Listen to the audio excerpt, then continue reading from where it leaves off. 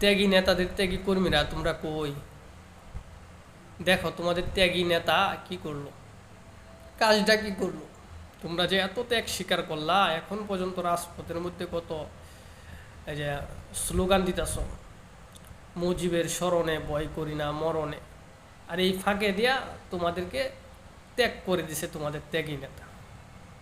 তোমাদের ত্যাগ করে আমেরিকার সিটিজেনশিপ গ্রহণ করছে, শপথ গ্রহণ করছে, মানে আমেরিকার নাগরিকত্ব নিতাছে, ঠিক আছে।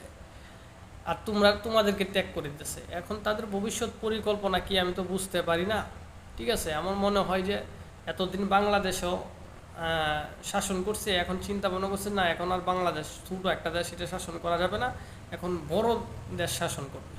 যেমন শেখ হাসিনা ভারত শাসন করবে, ভারতের প্রধানমন্ত্রী হয়ে যাবে, আর সজীব ওয়াজেদ জয় আমেরিকার প্রধানমন্ত্রী হয়ে যাবে কয়েকদিন পরে, মনে হইতেছে এমন। কিন্তু তোমাদের কি হবে? তোমাদের যে এইভাবে ত্যাগ করে দিল, তোমাদের কি হবে?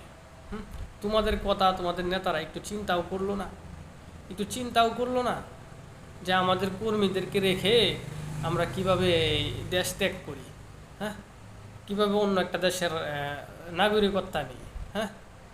আর আর